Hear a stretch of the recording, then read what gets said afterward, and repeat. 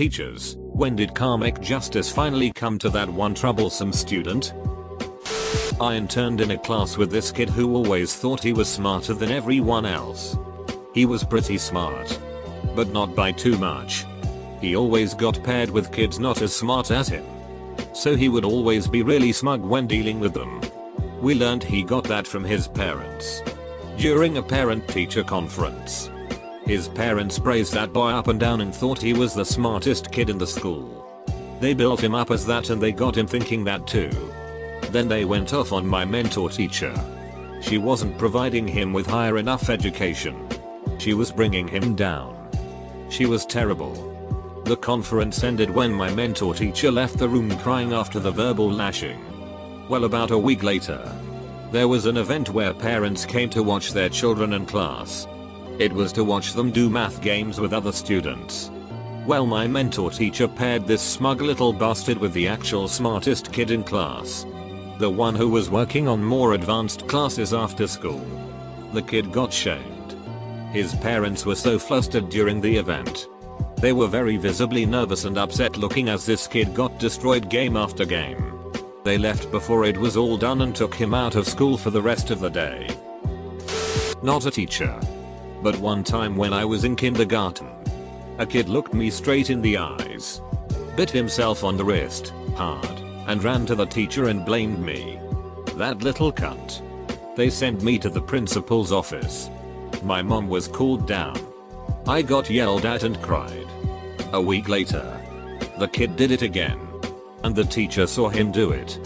Felt so good to have the principal apologizing profusely to me, while that little idiot got a mouthful from his parents. I coached middle school football.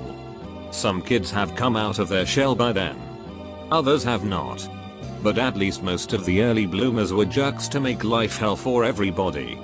The team's starting halfback was one of those jerks.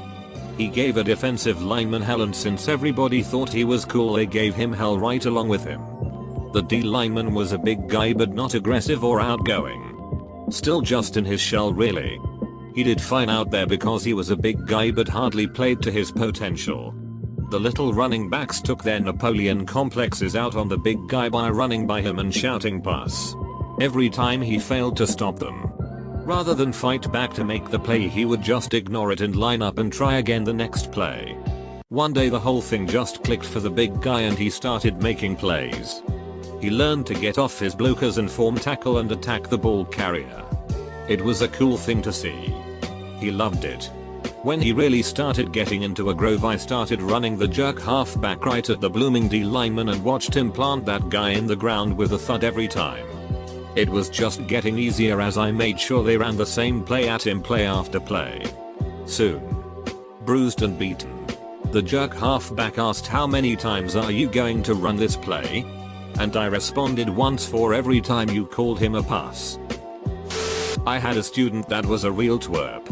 Always doing things he was not supposed to and purposely causing conflict with other students.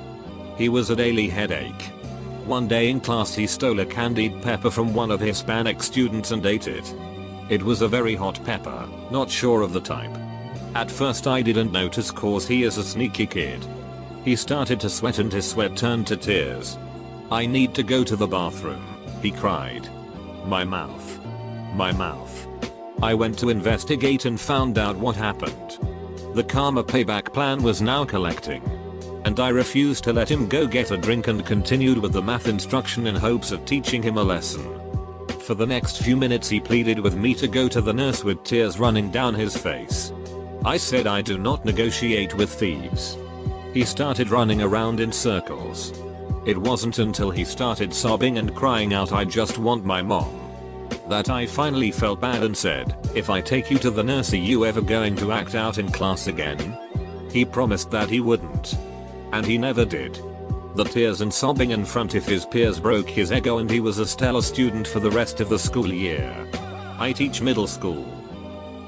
Had a kid that threw a lock at my head not get expelled because it just slipped out of her hand. She got expelled a few months later for bringing a weapon to school. Last year had a 7-year-old in my class who was just a pain. He's the only child I've ever taught who I've actually disliked. He would throw things around the classroom, pinch other children, stab them with pencils. He was rude to everyone and would always blame it on someone else. Talking to his parents wouldn't help because they believed everything he said, even over adults who had actually witnessed him doing it. They would give excuses and say that other children were blaming him or that he was being picked on. There was nothing wrong with this child other than he had been brought up with no consequences in his life. Anyway, one break time he was harassing another child and I guess they just had enough and this usually mild-mannered child just punched him in the stomach, causing the horrible child to wet himself. When following the indecent up, all of the other children who witnessed it, around 5 or 6, completely closed ranks and denied that it ever happened. I can't usually condone when children hit back, it causes so many other problems, but you better believe all the adults that have had to deal with this child were rooting for the hitter. When I was younger, the teacher got tired of the kid who kept disrupting the class and she gave extra homework to everyone in the class except the troublesome kid and made all the students write thanks for the extra homework. Name.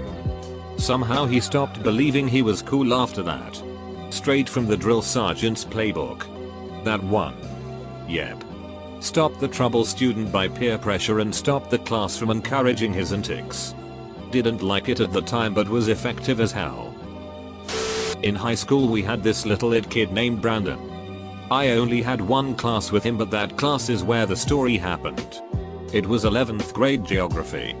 And our teacher was one of the nicer teachers I can remember. Brandon would always push her buttons like I'm sure he did to everyone. He would never take it too far. I think he just loved the attention of getting the whole class to look at him or laugh at what he was doing. He would make little noises, tell stupid jokes during lecture, pretend to sleep and snore, and any other stupid irritating it that you could think of. Our teacher. She was quite a patient lady, but you could tell by mid-year that she had enough of his it as anyone. She couldn't even really punish him because Brandon loved that kind of attention and it made him all the happier. The few times he got too much, she would give him detention and a couple times sent him to the office, which just made him more giddy. We had a very tame office staff and they would keep him in the office for an hour or something and just let him out. She tried everything and you could tell she was at the end of her wits. A few weeks after 9/11, some kid thought it would be funny to call in a bomb threat. They cleared the school and went locker by locker. They found nothing, of course. And we went back in. As soon as we sat down in that geography class, an office staff member came into our class and went up to our teacher and whispered something into her ear. I still remember the calm look on her face. In the most professional way, she looked over at Brandon and said, "You're being called to the office." She went on with the rest of the class completely normal. They had found quite a bit of weed in Brandon's locker and as a result he was expelled over it. I was in pre-K in the early 80s at a private Catholic school. This one kid, Amy, would always bite the other kids. I don't remember exactly how it went down, but I guess one day I came home crying or had a really bad bite mark or something and my mom was pissed. She took me straight to the superintendent, not the principal, and showed her what happened. The superintendent, a really old nun, did not put up with that it. She called Amy into her office and bit the duck out of her arm. Amy started crying, but she never bit anyone again. Old nuns in the 80s were hardcore. Note, I am not saying what happened was right, just that it happened. I teach college students to be teachers. My first year doing this, I had a student who was always late, turned in the bare minimum of work, always had excuses. I told him he had to improve because if he did this on the job, he'd get fired. He kept coasting and the other profs let him get by. First teaching job, he got fired. I laughed in the privacy of my office, and I'm not sorry. Not teacher, but I'll tell you a story anyway. There was this guy in middle school that would take it and piss in the hallways really weird, but he somehow thought it was funny so he kept doing it. Well, I was locker buddies with this really early developed guy in middle school. He was like Hagrid big to me back then. I noticed the weird kid standing next to my locker but standing in front of Hagrid's locker. I'm thinking, oh, it's something's about to go down, so I waited. Hagrid gets to his locker and this kid was still standing in front of his locker. Hagrid tells him to please move out of the way because he was blocking the way. Weird kid says no and starts chuckling. All I'm thinking is oh it. Hagrid asks again and still the same response. This is when Hagrid ducking kicks this MF in the face. Like I've never seen anything like this before. This kid is standing straight up and he lifted his leg higher than I am in height and kicked to this kid in the face. Hagrid gets suspended and tells me if that kid ever bothers me to let him know so he can kick him in the face again. Freshman English. Busted a kid for plagiarism. He was furious and refused to drop the course. I gave him a second chance. And he continued to plagiarize. He was a slimy, smarmy kid who thought I was just a dumb, clueless TA. But joke's on him, he ended up failing the course 3 ways: plagiarizing, exceeding absences, and failing to turn in a complete final. You can argue about 1 way to get an F. You can't argue about 3. I teach kindergarten. And I had a terrible child in my class last year. He liked to pull his desk away from the girl sitting across from him so her pencils and crayons would go falling on the floor. Finally, one day she got fed up and slammed her desk back into his. Unfortunately for him, his fingers happened to be there. I had to resist the urge to be like that's what you get, but instead I just reminded him that that's why I said not to move his desk away from the rest of the table and sent him to the nurse. Oh I know how bad that hurts. Good for you for not punishing the girl for dishing out some karma. Me and the girl had a talk about being aware of your surroundings when moving the furniture. And she gave him a half-hearted sorry. All that was needed. Had a student who would routinely get his cell phone out and wouldn't put it away when asked. Often left the room during class. Karmic justice. Failed the course. Teacher's assistant for anatomy. This one student had an ego so large it could barely fit into a room. However, this individual was very intelligent and often scored near perfect on exams. They wanted to go to med school. What made this person troublesome? Every detail was a small battle they had to win. They would bring articles how one small minor detail was incorrectly taught. 1 point off on an exam was met with highlighted notes from the book, PowerPoint, and articles on how they were correct. Mind you, the score on the exam was 99%. Karma justice. Did not get into medical school. One school emailed the pre-professional guidance counselor and told them how much of an ass this individual was during the interview. I used to get in trouble in my 3rd grade a lot because I would lose my pencil in class.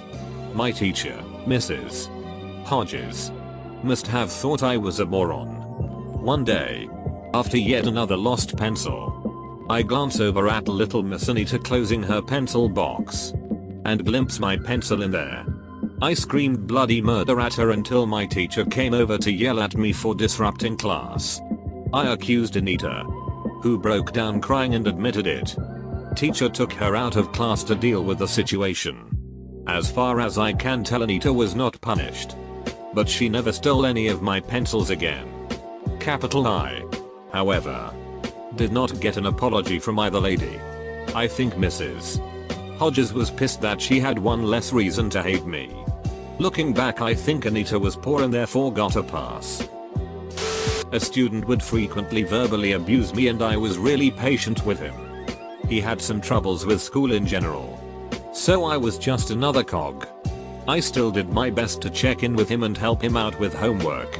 His parents weren't really responsive because he was a senior and could therefore make his own decisions.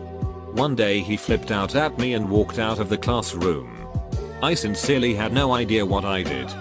He'd gone straight to the dean and told her that I gave him a look. The dean knows who I am and what I'm like and what I've done for this student, so she, as she told me later, told him to cut the bullet and be nice to me because I didn't deserve his abuse. He admitted to her that he just wanted to pick a fight and he was impressed at how cool I kept myself when he started yelling "duck you" at me in front of the class. He was nice to me for the rest of the trimester and passed the class with a D+ after having failed it the year prior. I was happy to see him at graduation. I guess my best revenge for this student's abuse was getting him to become a bit more grown up and civil. He deserved it. This douchey kid grabbed a girl's purse and started rifling through it one day. Then he started yelling that she had a knife in her bag, trying to get her in trouble. I believe the sub said something along the lines of "and that's why she has a knife," and gave the kid detention. After that he stayed away from the poor girl. Our minister had a brat child. One day he kicked at the minister and the man grabbed the kicking foot and the kid fell on the other leg and broke it. When the minister told the congregation the story, the whole church either laughed or clapped. He did start to parent better after that incident. Not a teacher, but in 3rd grade. There was this kid who nobody really liked because when he got in trouble, the whole class would get in trouble. I didn't like the kid. I thought he was annoying and I never really learned anything but to not misbehave because I could also get in trouble like him. Anyway, one day he started giving the other kids in the class $1 bills to be friends with him. All of the boys were like, "Hell yeah, I'll be your friend for $1. Capital I. On the other hand, thought too highly of myself and refused. Then, the teacher stormed into the room, looked straight at him and demanded that he gives back the money. Apparently, he stole it from the teacher. All of the boys who he gave the money to got detention. The kid got expelled. I was a camp counselor, and there was this kid who was so annoying and always tried to borrow money from other campers and not give it back. Eventually, none of the campers wanted to play with him, including his only friend at camp. They came to me and I had to tell him why his friend didn't want to play with him anymore. I encouraged him to stop scheming. He didn't learn. But I think social exclusion is enough of a punishment for him. I was teaching music. I had a flutist who was fantastic. He practiced 4 hours every day and wanted to be the next James Galway, guy who does the fluty Shire theme in The Lord of the Rings. Unfortunately, he had an ego the size of Texas. He told the girl next to him, who also wanted to be a professional flutist, that she was abysmal and should just go kill herself. He refused to audition for our local honor band, which was part of his grade, because he refused to lower himself to playing with such talentless musicians. He would bitch about my conducting in class when I wouldn't cue him because I was too busy cueing the low brass who needed help with their entrances, aka teaching. He refused to play a theme from a popular video game at a concert. Something that we play to get people to attend because we need that money to keep the program going. It was apparently not artistic enough. Then he refused to show up to a concert because he was embarrassed to be seen performing with his high school band. So he failed band and I kicked that toxic little lid out. But he was talented and he wanted to be a flutist. So he auditioned for Juilliard and made it in. This ducker quits before the first semester is over because he believed he was more talented than his teachers. He earned a symphony gig in a very well-known group thanks to a blind audition where he wasn't permitted to talk and reveal how much of a douchebag he was. That lasted 2 weeks before he dissed the very famous conductors conducting and got his ass fired. His career is dead because he couldn't keep his ego in check. And I find it immensely satisfying. 1st grade here. Had a boy that would not stop hitting kids with basketballs. He'd run up and pop the ball right at students. Sometimes he'd toss it real fast and say catch.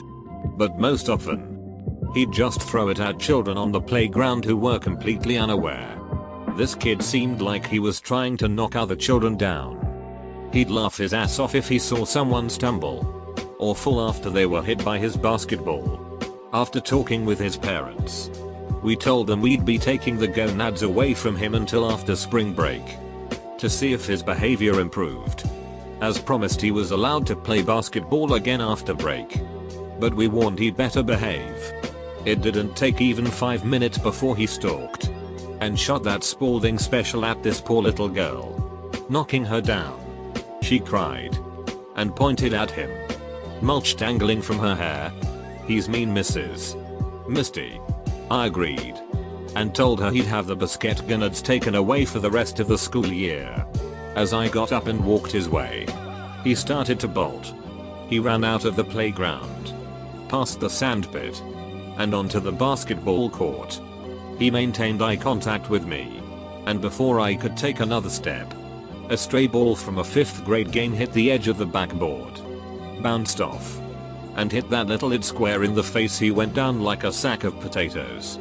Of course I ran over to him and made sure he was okay. He may be acting like a little it, but he's still just a child. I called for the nurse since he was out cold. He woke up with me above him and started crying, saying he'd never do it again. Please, I'm sorry. I'm so sorry. I won't do it again.